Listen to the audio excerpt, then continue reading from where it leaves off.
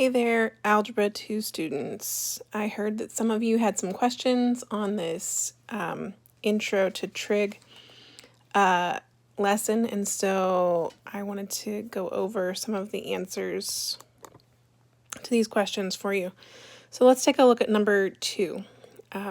You're given this triangle, and theta is over here, and this side is 5, and the hypotenuse is 7, and we know that this is the hypotenuse because it is opposite the right angle, right? And so, but we don't know what this side is, so we need to find it, and we need to use the Pythagorean theorem in order to do that. So let's call this A for now.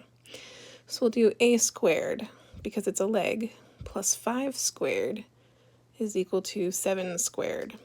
The 7 is our hypotenuse, so it goes over here by itself, right? 5 squared is 25, so we've got A squared plus 25 equals 49, and then we'll subtract 25 from both sides. We'll have A squared is equal to 24, and so we need to take the square root then of both sides, so A is the square root of 24, but we're not done, right?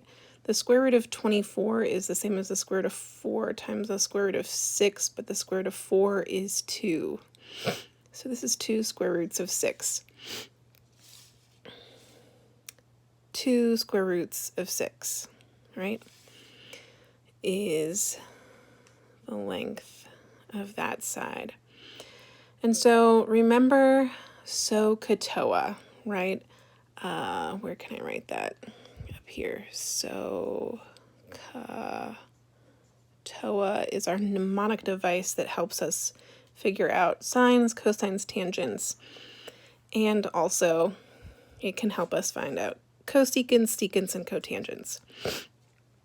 So sine of theta is opposite over hypotenuse, and so here's our theta, and the opposite is what the angle is looking at.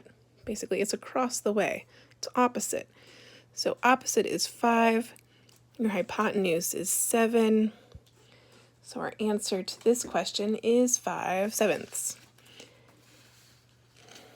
Now the cosecant is just the reciprocal of the sine function, right? And so the cosecant is just 7/5, right? We just flip the values for the sine. You get the value for the cosecant. All right, cosine is adjacent over hypotenuse. The adjacent side is the 2 square roots of 6. The hypotenuse is still 7, so it'd be 7. Okay, so then for secant, we could just flip them, right? So it'd be 7 over 2 square roots of 6, except we don't like having square roots in the denominator, so we multiply both top and bottom by the square root of 6 over the square root of 6. And this becomes 7 square roots of 6 over 12. All right, and then tangent. Tangent is TOA, right? Opposite over adjacent. So that would be 5 is the opposite. The adjacent side is 2 square roots of 6. Remember, adjacent just means next to. So it's the side next to the angle. So tangent is 5 over 2 square roots of 6, but we don't like the square root in the denominator, so we're going to multiply by the square root of 6 on top and on bottom, so we'll have 5 square roots of 6 over 12. And then the cotangent of theta. Cotangent would be adjacent over opposite. It's the reciprocal of the tangent. So I'm going to go back to the original. It'll be 2 square roots of 6 over 5. And I don't have to multiply that by square roots of anything, because there's no square root in the denominator. I'll just box my answers so you can see them quickly. Okay, that is a look at question 2. We're going to take a look at question 3 real quick. Question 3, we've got a side here that's 10, we've got an 18, we've got a theta. We need to figure out what this side is. This is a leg, right? It's not a hypotenuse. 18 is your hypotenuse. So we can, let's see, we can set up the Pythagorean theorem. 10 squared plus b squared equals 18 squared. I know that 10 squared is 100. I can use a calculator to figure out 18 squared. It's 324. I can subtract 100 from both sides. I get b squared equals 224. I can square root both sides. Now, a lot of you are tempted to put these square roots into decimals. I don't recommend that, right? That will be just an approximation. We can make a factor tree for 224 and simplify it. It simplifies to 4 square roots of 14. And we're just going to put that in here, 4 square roots of 14.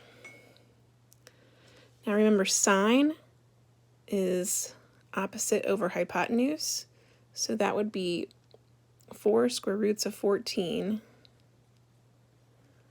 over your hypotenuse, which is 18. Your hypotenuse is always opposite of the right angle. This can be simplified, right? Because the 4 and the 18 are both divisible by 2. We can make that 2 square roots of 14 over 9. And that would be my answer there. Now, the cosecant is the reciprocal of that, right? So it would be 9 over 2 square roots of 14.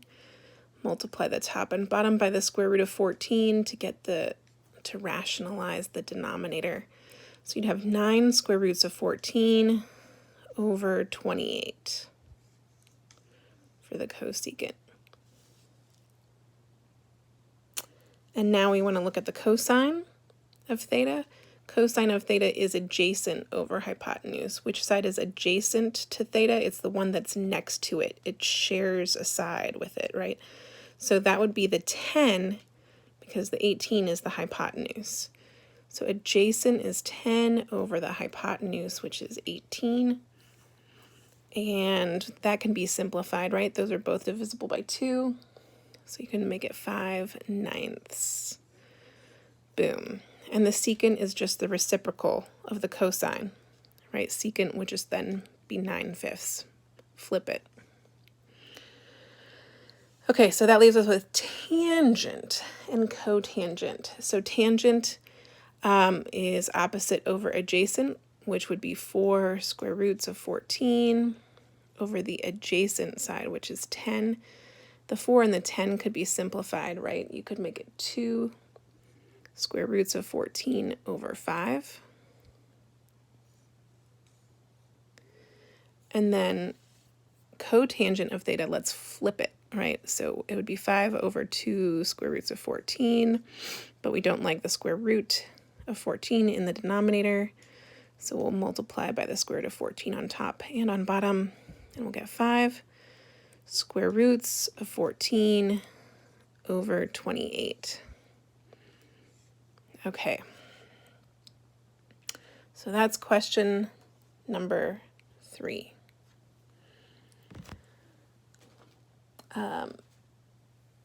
Let's take a look at question number 4.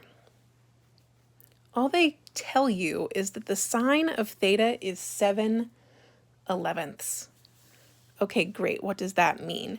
You need to use your knowledge, right? Sine is SOHCAHTOA. SOHCAHTOA. So if sine is opposite over hypotenuse, we can draw a triangle. It doesn't have to be to scale. I'm going to put a theta right in there. The opposite side from the theta will be 7. The hypotenuse needs to be 11, and then I need to solve for the third side. So we'll do 7 squared plus b squared equals 11 squared. 7 squared is 49.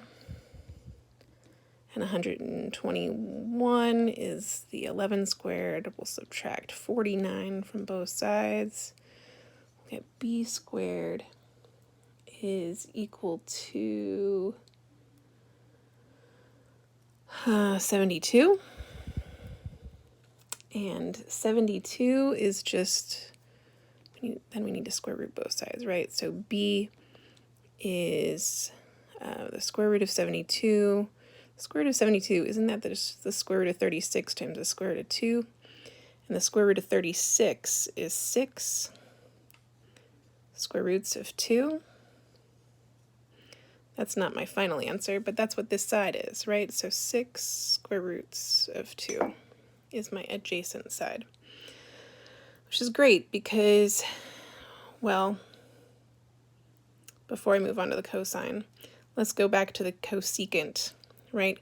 Cosecant is just the reciprocal of the sine. So we should be able to answer that without doing anything else. Sorry, I keep knocking my coffee mug. So the cosecant is 11 over 7. Let's look at the cosine then, adjacent over hypotenuse. So it would be 6 square roots of 2 over 11. And we know this is adjacent, right, because it's next to the theta.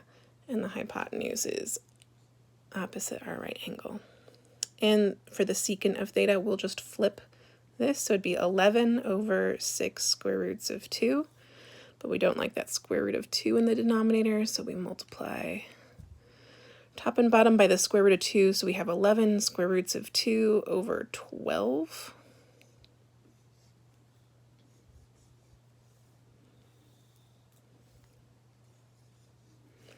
And then tangent is opposite over adjacent, so that would be 7 over 6 square roots of 2.